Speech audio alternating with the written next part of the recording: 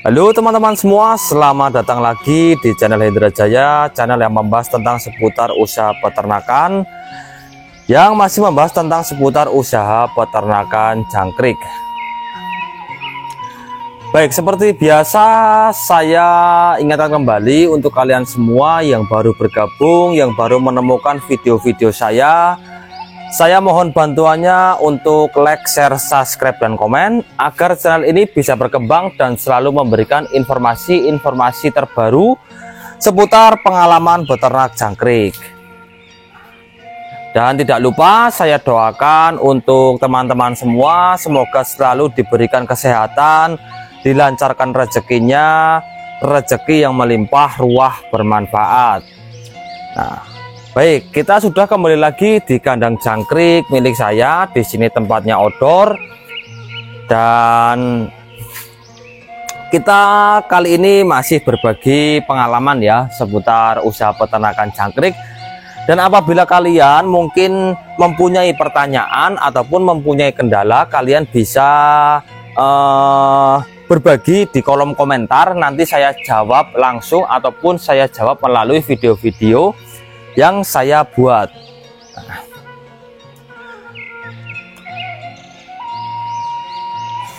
Dan di sini saya akan bagikan perawatan jangkrik ya, perawatan ternak jangkrik agar ya tetap bisa mendapatkan hasil yang bagus, mendapatkan hasil yang maksimal. Nah, dan ternak jangkrik saya masih seperti biasa, ini menggunakan box jangkrik triplek ya, jadi ukurannya full triplek. Ini per boxnya diisi 2,5 ons sampai dengan 3 ons. Jadi 1 kilo bisa dibagi menjadi 4, bisa dibagi menjadi 3, itu tidak masalah, itu sudah standarnya seperti itu. Nah, kali ini saya masih mau membagikan ini pengalaman ya. Jadi ini jangkrik yang di layar kalian semua di sini, ini jangkrik berusia kurang lebih 4 harian. Nah, untuk jangkrik yang masih berusia 4 harian itu masih sangat riskan. Sangat riskan apa? Ya di sini sangat riskan terkena hama, masih riskan gampang mati. Untuk cuacanya mungkin terlalu panas, itu masih sangat-sangat riskan terhadap kematian dan hama. Nah, di sini untuk jangkrik yang masih berusia 4 harian, ini cara penataannya seperti ini, medianya seperti ini. Untuk minumnya selalu diberikan gedebok pisang, tidak telat. Nah, lalu untuk medianya pun masih sedikit ya, seperti biasa. Intinya saya bagikan ini sesuai dengan pengalaman saya, sesuai dengan yang sudah saya praktekkan. Nah, yang berhasil ataupun tidak berhasil tetap saya bagikan untuk kalian semua. Nah, karena di sini biar untuk belajar, untuk edukasi, jadi mungkin ada yang baik, ada yang tidak, kalian bisa mengambil yang positif-positifnya saja.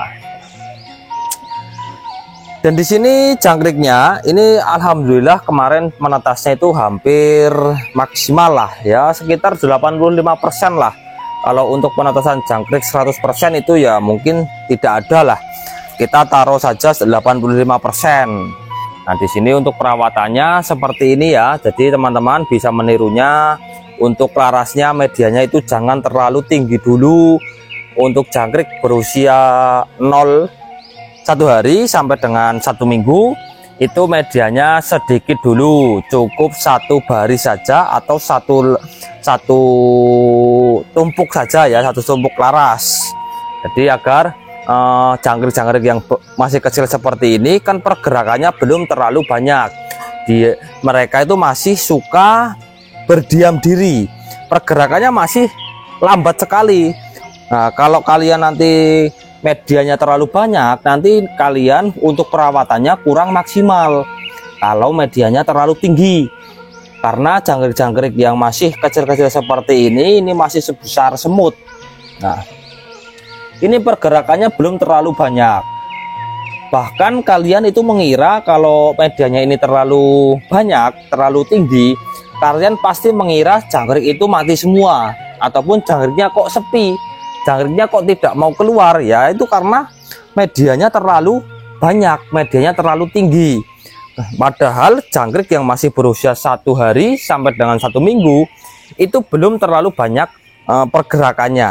Nah, jadi kalian harus pintar-pintar mensiasatinya lah. Jadi mungkin informasi yang saya berikan ini bagus, bermanfaat, kalian bisa menirunya. Kalau kalian tidak pas, kalian juga tidak menirunya, tidak masalah, tidak apa-apa.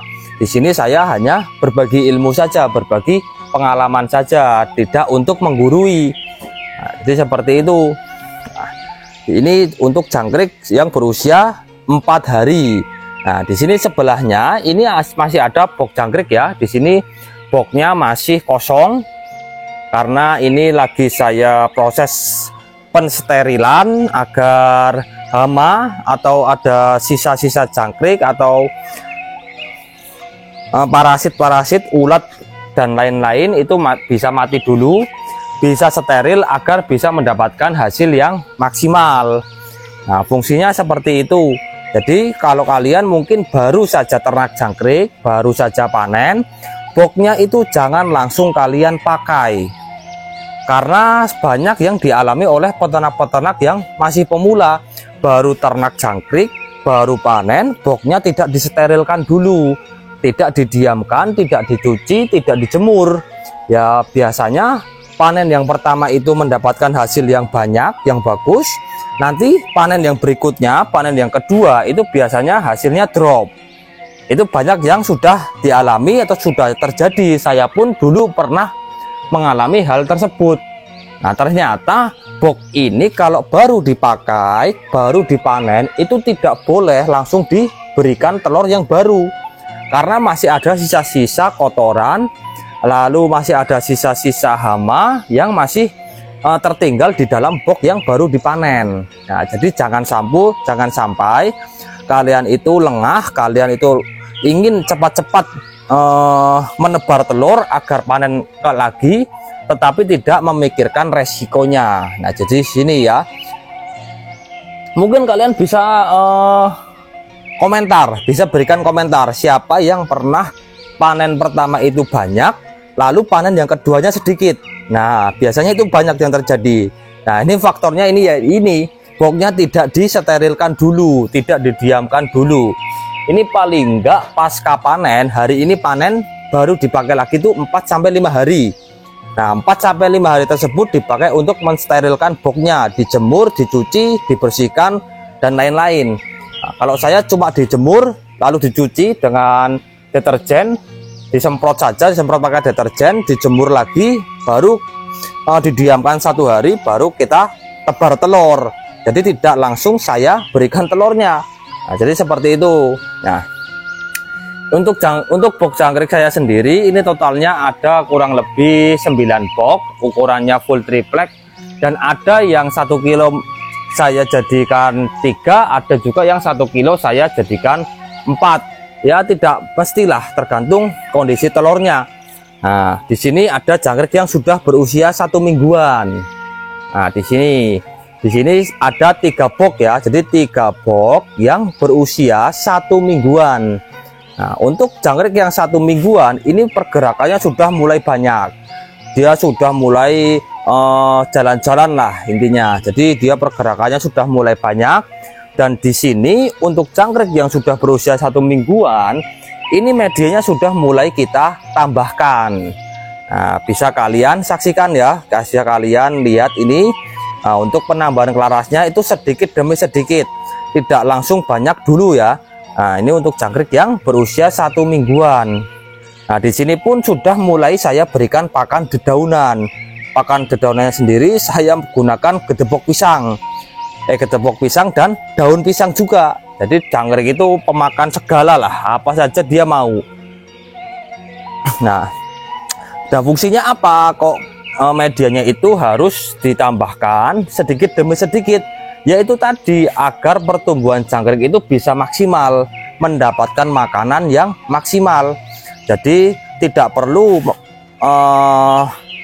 banyak pergerakan, jangkriknya itu sudah mendapatkan makanan di dekatnya, apalagi jangkrik yang baru menetas. Nah, untuk gedebok pisangnya sendiri, ini saya itu kunci dari ternak jangkrik itu menurut saya ya, menurut saya itu adalah kuncinya itu jangan sampai telat minum. Jangan sampai telat minum, jangan sampai telat dedaunan, hijauan, jangan sampai telat purnya. Itu sudah pasti berhasil. Pasti berhasil. Itu sudah saya berulang-ulang kali saya lakukan. Jadi di sini ada kendala-kendala pun sudah pernah saya alami. Jadi di sini untuk jangkrik yang berusia 1 mingguan seperti ini, itu medianya penambahannya sedikit demi sedikit. Nah, nanti pasti akan penuh. Itu nantinya akan penuh. Nah, ini karena masih berusia 1 mingguan, ya masih ada yang separuh lah. Separuh itu belum diberikan kelaras. Agar apa? Agar pertumbuhannya masih bisa maksimal.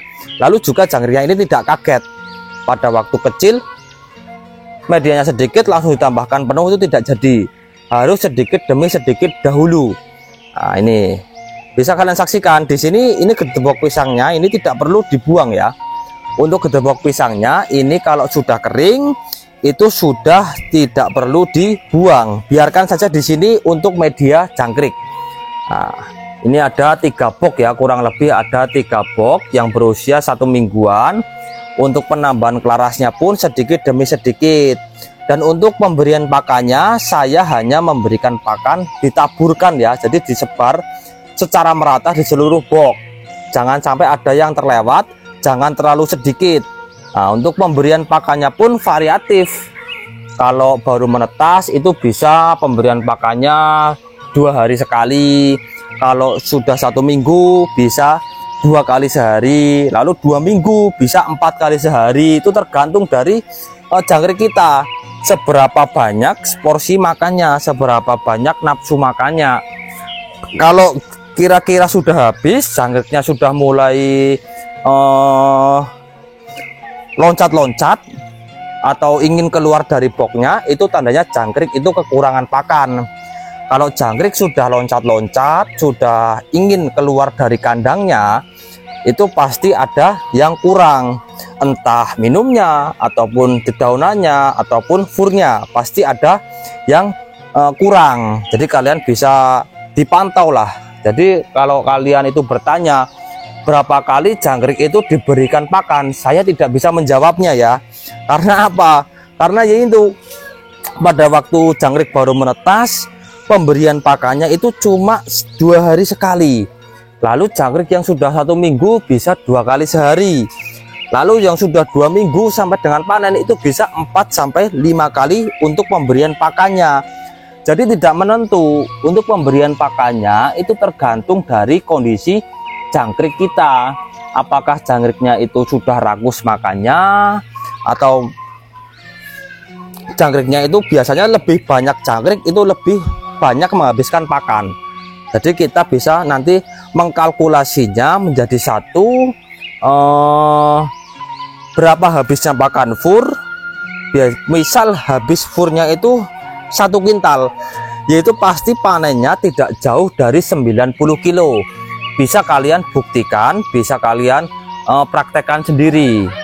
Tetapi dengan habisnya pakan 1 kintal tersebut, kita juga harus melihat seberapa jangkrik itu nafsu makannya besar atau tidak.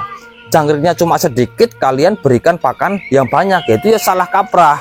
Furnya tidak habis, tetapi kalian masih tetap memberikannya terus. Nah, karena jangkrik ini ternak yang menurut saya itu butuh ketelatenan, karena kita harus sering memantau. Nanti kalau kita sudah sering memantau, kita sudah sering sharing, kita sering beternak berulang-ulang kali, nanti pasti akan tahu bagaimana cara perawatan jangkrik yang bagus.